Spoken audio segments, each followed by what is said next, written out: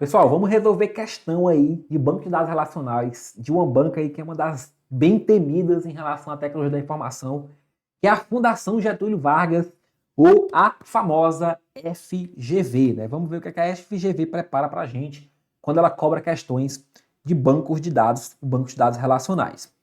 FGV 2018, Prefeitura de Niterói, Rio de Janeiro.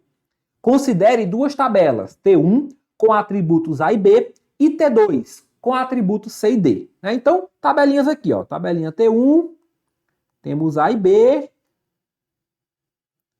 A e B, né? Vou colocar onde tem mais espaço aqui, ó. Tabela T1, pessoal. Tabela T1 é A e B. E tabela T2 é C e D. Nas duas tabelas, as chaves primárias foram definidas como A e C, respectivamente. Então, o A é chave primária e o C é chave primária da T2. Não há outras chaves além das primárias. Então, B e D não são chaves. Na tabela T2, o atributo D é chave estrangeira que referencia T1. Então, D vai apontar para quem? Vai apontar aqui para o A, né? Não há outras chaves estrangeiras nessa tabela. E as tabelas T1 e T2 estão perfeitamente normalizadas. Ok, show de bola. Aí ele pergunta, sabe-se que agora deve haver um relacionamento 1 para 1 entre essas duas tabelas. Assinale a opção que apresenta a providência necessária para que esse requisito seja atendido, de forma que o grau de normalização seja mantido. Aí vamos lá, pessoal. Nós temos aqui duas tabelinhas, nós modelamos essas duas tabelinhas, e nós temos o seguinte, olha, D é atributo chave estrangeira que aponta para A. Basicamente, com base nisso daqui que está descrito, a gente não tem como garantir que o relacionamento é 1 para 1, certo? Por quê? Porque o D, ele pode estar repetido. Ele pode ter dois registros apontando para o mesmo A, para a mesma chave A. Vamos dar um exemplo que facilita. Suponha que T1 seja a tabela pessoa e T2 seja uma tabela veículo. Pessoa tem seu CPF, seria o nosso campo A, sua chave primária.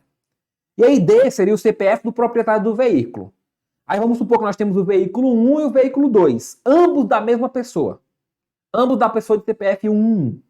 Então vou ter aqui ó, um veículo XXX e um CPF 11. Um veículo YYY com CPF também 11. Existe algum problema no modelo para que isso não seja permitido? Não tenho essa restrição. Estou falando aí do momento que eu não tenho essa restrição. Não, pode, é possível totalmente que a mesma chave estrangeira seja repetida. Quem é que não pode ser repetida, pessoal? Numa tabela? É a chave primária. A chave primária não pode ser repetida. A estrangeira pode.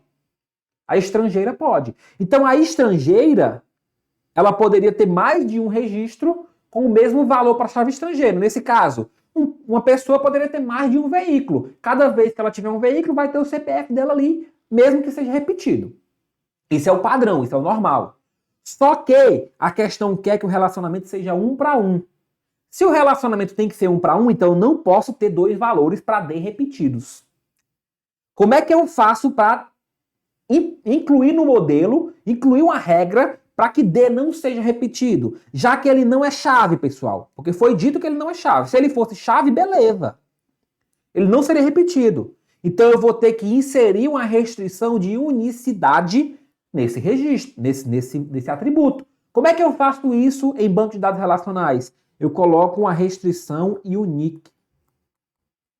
Ou seja, agora esse campo D, ele não pode ter valor repetido. Mesmo que ele não seja chave, eu estou colocando uma restrição única nele, ou seja, não me repete valor no D.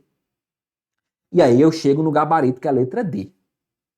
Definir o atributo D como unique em T2. Perceberam, pessoal, que para resolver esse tipo de questãozinho aqui, ó, a FGV, olha como ela é maliciosa. Ela me dá a regra geral, e na regra geral não tem nenhum problema de eu ter dois atributos, né? Já que D não é chave, não tem nenhum problema dele ser repetido. Só que ela me dá mais uma regra. Tem que ser 1 para 1. Se tem que ser 1 para 1, eu não posso ter dois veículos apontando para o mesmo proprietário. Eu tenho que ter no máximo um veículo para cada proprietário. Como é que eu garanto isso? Que essa chave estrangeira seja só para um valor único. Cada uma seja um valor diferente. E eu garanto isso com o unique no banco de dados relacional.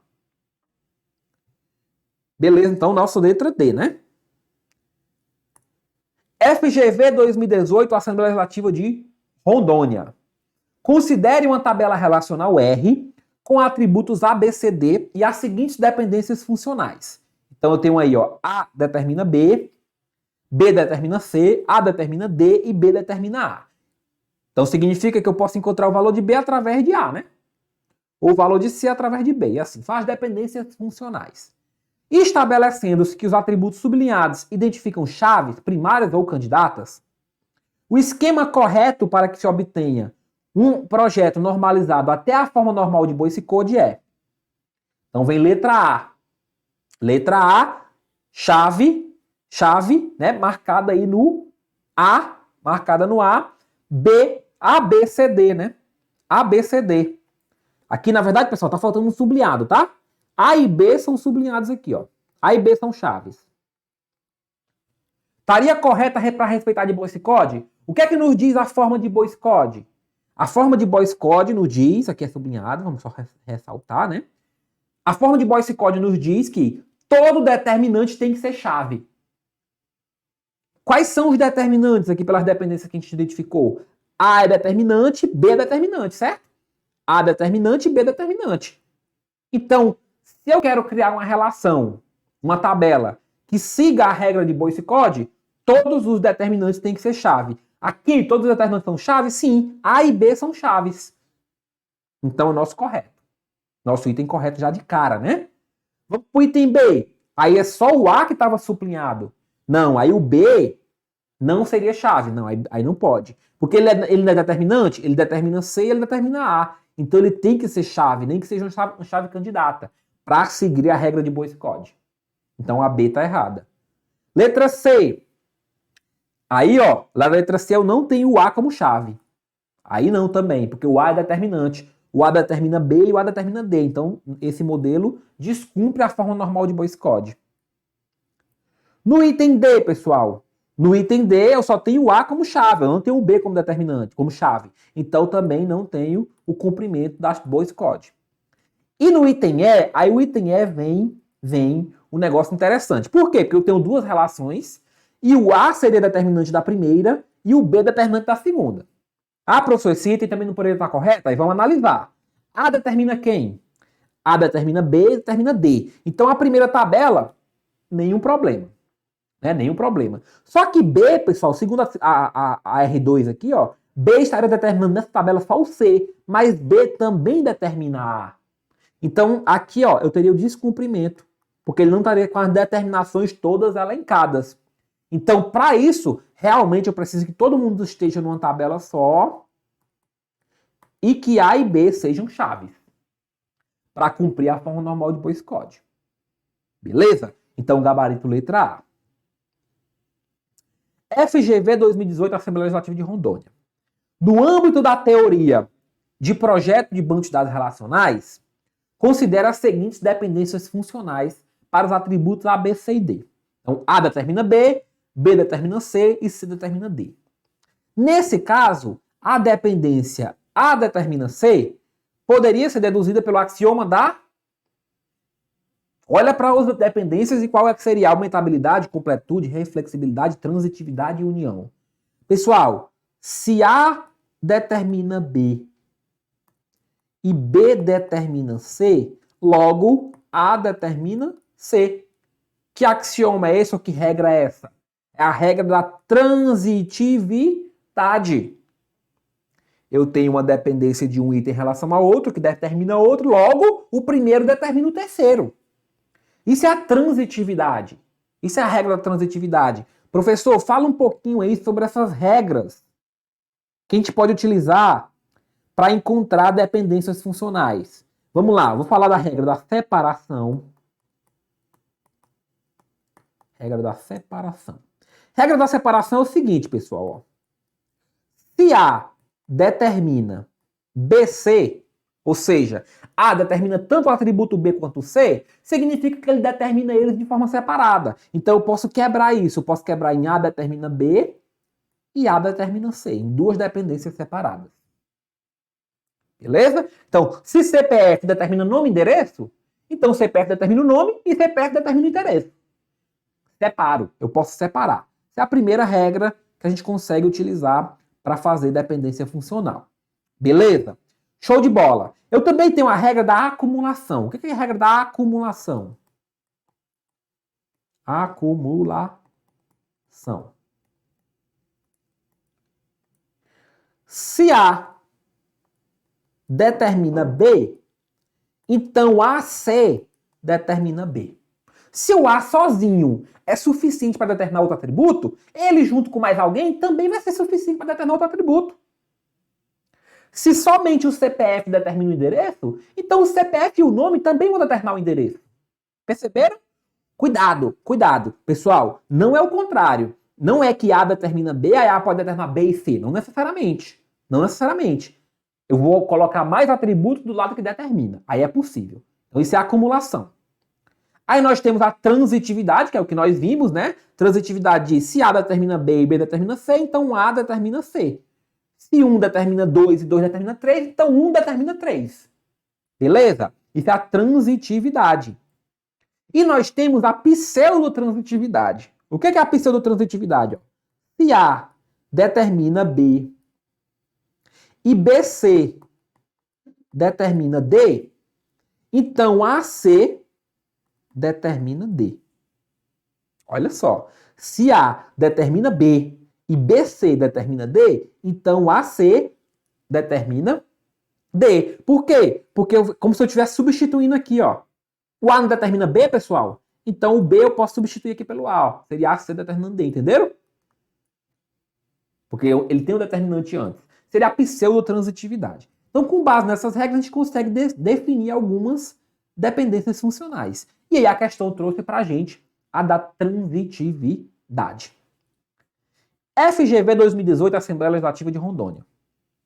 No contexto das propriedades desejadas para transações executadas em bancos de dados relacionais, é possível que, eventualmente, seja permitida ou forçada a leitura de dados que foram modificados em operações não confirmadas, né, não comitadas. Assinale a principal propriedade que é flexibilizada na ocorrência de um dirt read. Qual é a propriedade que é afetada aí por uma leitura suja? Pessoal, é a propriedade do isolamento.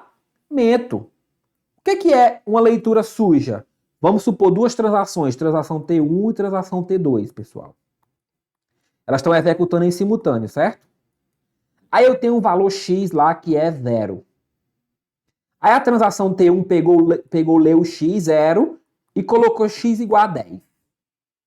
Aí por algum motivo essa transação não foi comitada ainda, não foi confirmada. Aí a T2 pegou o saldo de X, que era 10, e botou em 20. Somou mais 10, por exemplo. Só que aí, depois que aconteceu isso, o que é que acontece? A transação deu um erro. Se ela deu um erro, pela propriedade da atomicidade, o que é que acontece? Volta tudo para o início. Então ela iria colocar o X de novo em 0. Só que a T2 já fez uma leitura de um dado que não foi confirmado. Isso é que é a leitura suja. É a leitura de um dado de uma transação modificado por uma transação que ainda não foi confirmada. Quem que trata esse problema de leitura suja, então? O isolamento. É o isolamento que deve garantir que uma transação não impacte de forma indevida na outra, não interfira de forma indevida na outra. Se eu tenho leitura suja, eu não tenho isolamento preservado. Perfeito? Então, show de bola. FGV 2018, Ministério Público de Alagoas.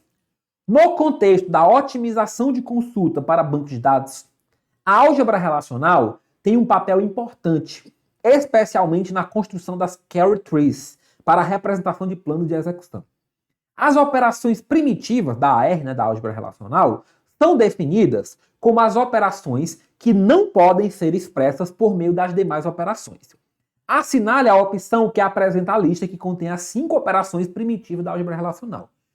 Ou seja, as operações que eu não derivo, porque tem algumas operações da álgebra relacional que podem ser obtidas a partir de outras formas.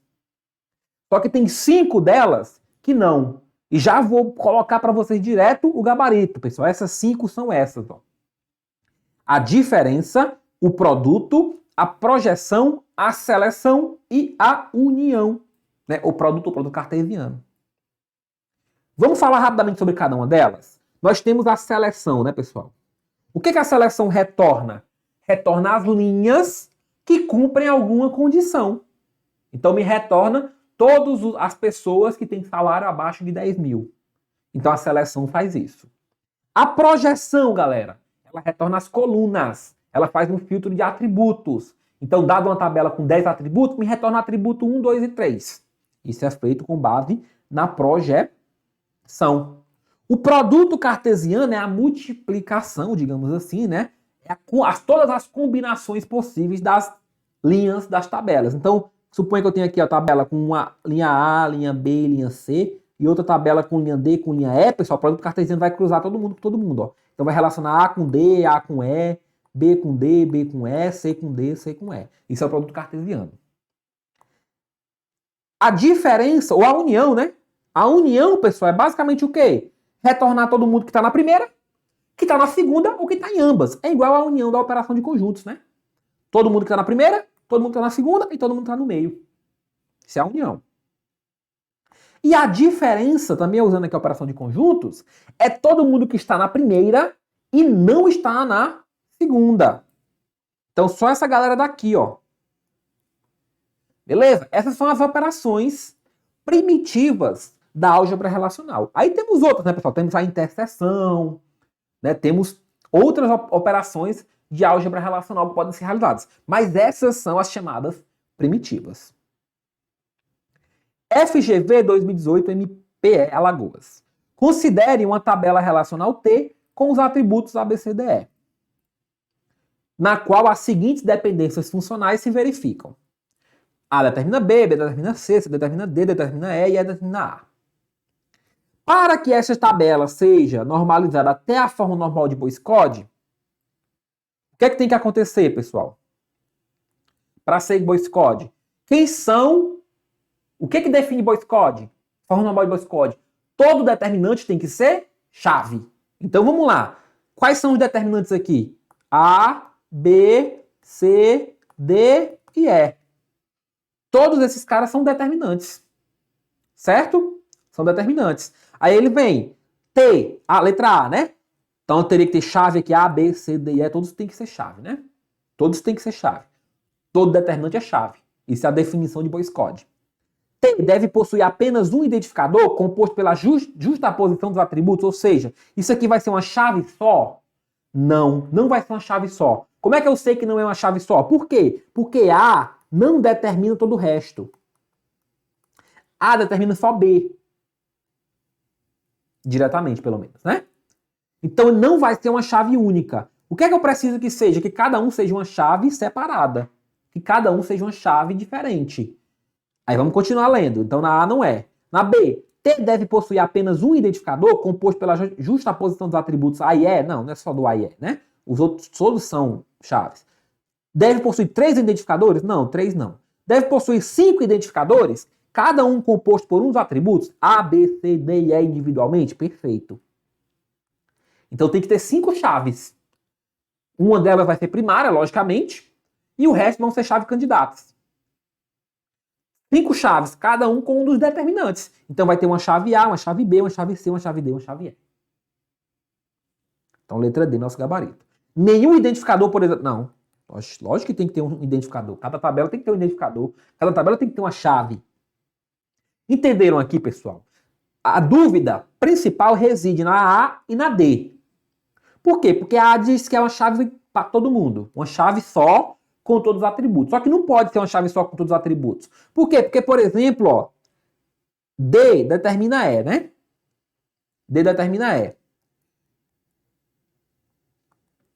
Se eu colocar uma chave para todo mundo, cadê os atributos sendo determinados? Não. Aí individualmente é que eu vou ter. Vamos supor que eu vou pegar só o D de chave. Aí beleza. Aí olha, o D é determinante, ele determina o atributo. Aí outro caso, peguei o C com uma... Aí o C vai determinar o D. Entendeu? Então, tem que ser individuais.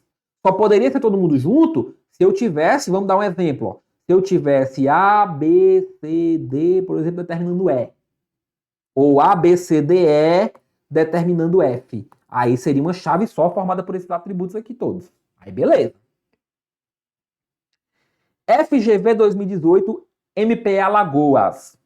Num banco de dados relacional, considere uma tabela T, não normalizada, contendo os atributos CPF, matrícula, nome, endereço, telefone. Sobre esses atributos, foram apuradas as seguintes dependências funcionais. Então tem lá, matrícula determina CPF, CPF determina nome, matrícula determina endereço, telefone determina matrícula. Assinale o esquema com as chaves primárias sublinhadas, que está normalizado e produzido com decomposição sem perda. Vamos lá, pessoal. Para resolver aqui, a gente vai ter que ver as regras, né? Vai ter que saber as regras. Então, o que ele está dizendo? Ó?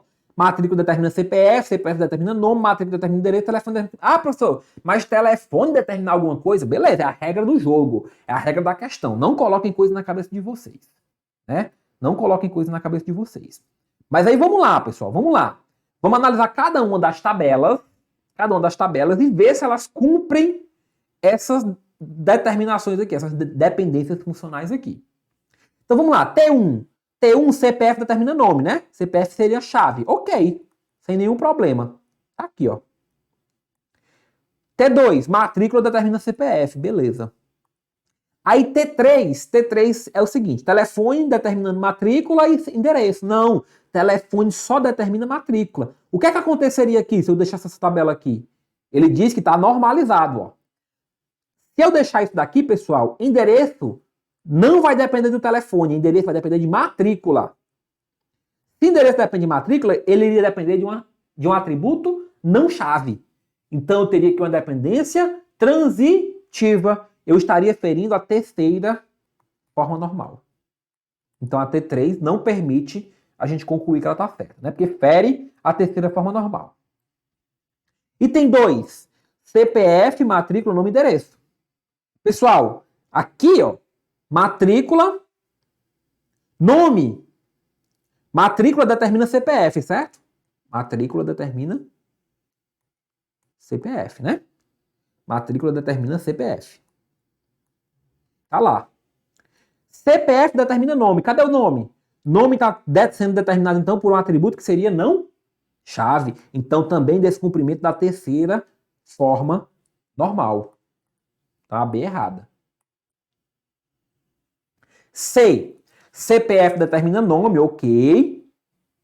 Matrícula é chave de tabela com CPF e endereço. E aí? Matrícula determina CPF e endereço. Vamos ver isso. Matrícula determina CPF, matrícula determina endereço. Nenhum problema eu ter essa tabela 2 também. Aí a 3 é telefone e matrícula, mas cadê a chave? Não tem chave. Não tem chave. Então tá errado a C, né? D. CPF determina nome, ok, como a gente já viu. Matrícula determina CPF e endereço, ok, como a gente já viu. E telefone determina matrícula, ok também. Ok também. Letra E. Letra E, pessoal. CPF determina nome, a gente já viu que tá ok. Matrícula determina CPF, a gente já viu que tá ok. Nome determina endereço. Onde que tem dizendo isso aqui, que nome determina endereço? Não tem. Não tem essa determinação aqui, ó. Então, nome não pode ser chave de uma tabela, segundo as regras que foram definidas pela própria questão. Então, estaria errada por causa dessa tabela T3, né? T3. Então, entenderam, pessoal, aqui, ó. Então, o nosso gabarito é a letra D, né? Entenderam como é que a gente resolve essa questão? A gente vai avaliar as tabelas e vai olhar se elas cumprem as dependências funcionais que foram levantadas pela própria questão. Não é a gente que está inventando. Ah, mas telefone não poderia ser chave. Pode, está dizendo na questão. FGV 2018, Ministério Público Estadual de Alagoas. Teoricamente, um banco de dados relacional poderia ser construído em uma única tabela, chamada universal, na qual estariam presentes todos os atributos. Na prática, porém, isso causaria enormes transtornos. Uma técnica de projeto de banco de dados é a de decomposição sucessiva das tabelas, à luz das dependências entre atributos, até que se chegue a um projeto normalizado com um nível de decomposição aceitável. Nesse processo, deve haver uma preocupação especial para que essa decomposição seja sem perda.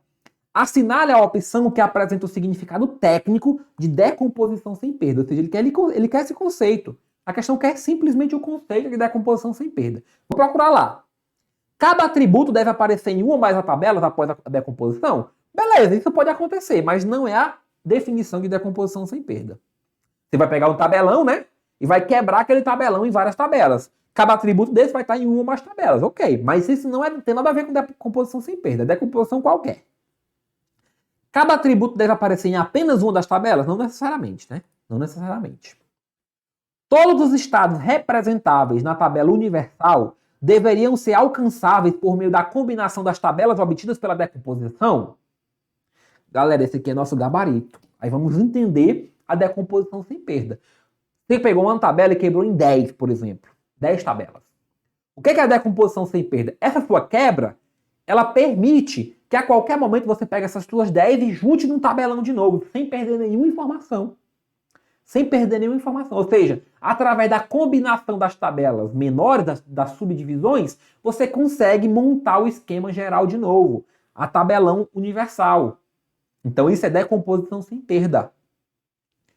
Todos os valores dos atributos que compõem a tabela universal podem estar presentes em um ou mais atributos que compõem as tabelas obtidas pela decomposição. Isso não é a definição também, né? O número de atributos da tabela deve ser igual ao somatório? Não, pessoal. O número de atributos da tabela universal deve ser igual ao somatório do número de atributos em cada uma das tabelas obtidas? Opa! Não. Imagina só, você tem um tabelão com 10 atributos, aí você quebra em 3 tabelas. Obrigatoriamente você tem que ter 4, 3 e 3, ou tem que ter 10 atributos também? Não.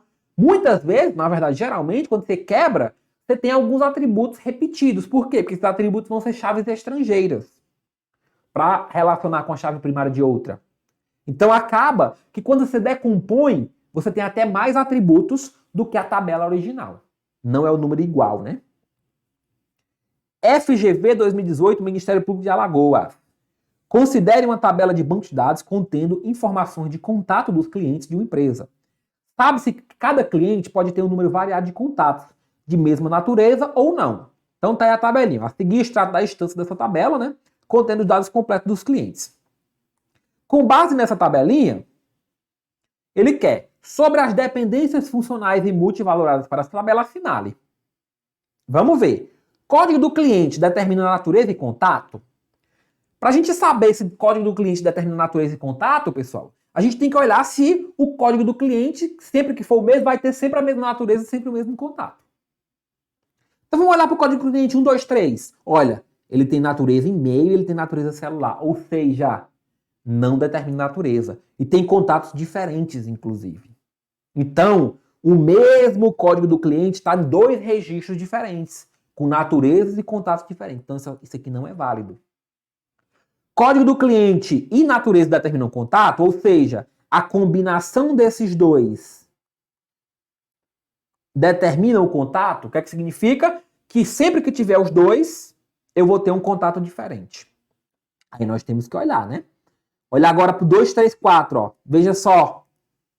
Aí se a gente fosse olhar para os dados primeiro, a gente chegaria numa conclusão, ó. 1, 2, 3 e-mail, beleza, aponta para o contato. 1, 2, 3 celular, aponta para outro contato diferente. Nenhum problema no registro 1, 2, 3. Só que quando a gente olha para o registro 2, 3, 4, aí o negócio começa a ficar cabuloso. Por quê? Porque 2, 3, 4 e-mail aponta para esse endereço, para esse contato AZ, YYY, mas o mesmo código do cliente natureza aponta para outro contato. Ou seja, não determina. Não determina. Código do cliente determina a natureza? Código do cliente determina a natureza? Não, a gente já viu, né? Código do cliente não determina a natureza. Posso ter o mesmo código do cliente com várias naturezas diferentes. Conta e natureza determina o código do cliente? Conta, né, pessoal? Nem tem conta. Nem tem conta. Mas mesmo que fosse contato, não determinaria, porque uma mesma combinação pode estar em lugares diferentes. Pode ter coisas diferentes. Ou seja, através de um natureza contato, eu não consigo chegar no código do cliente. Por quê? Eu posso chegar no 1, 2, 3, ó, mas eu posso chegar aqui no 2, 3 de novo. Né? Aí você olha lá para o outro, ó, olha aqui ó, a combinação, onde é que eu vou matar. Uma mesma natureza e contato está apontando para código de cliente diferente. Então não é determinante.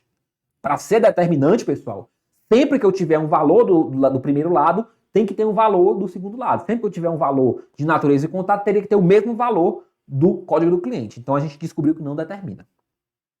Além das dependências triviais, nenhuma outra dependência pode ser deduzida. Beleza, aí por eliminação chega nisso, né? A gente não consegue determinar nenhuma dependência só com base no que está escrito aqui. FGV 2018, Ministério Público Estadual de Alagoas. Em um banco de dados relacional, o nome da tabela, uma chave primária e o nome de coluna garantem acesso a. Então, se eu estou acessando um banco de dados relacional e eu tenho o nome da tabela, a chave dele e o nome da coluna que eu quero, o que é que eu vou acessar? Eu vou acessar o dado. Eu vou acessar os valores. Se eu tenho lá uma chavezinha, uma tabelinha, ó, CPF, nome, endereço. Eu tenho o nome da tabela, por exemplo, pessoa. Eu tenho a chave, que é o CPF. E eu tenho a coluna que eu quero, por exemplo, eu quero buscar o nome. Então, busque o nome da tabela pessoa cujo CPF seja igual a 111. Então, com base nisso, eu vou acessar as minhas linhas, os meus registros, os meus valores ou os meus dados. Digamos assim, né? Isso é, inclusive, uma das regras de CODE para a definição do modelo relacional. Ok, pessoal? Resolvemos algumas questõezinhas cabulosas, né? Da Fundação Getúlio Vargas sobre o tema Banco de Dados Relacionais.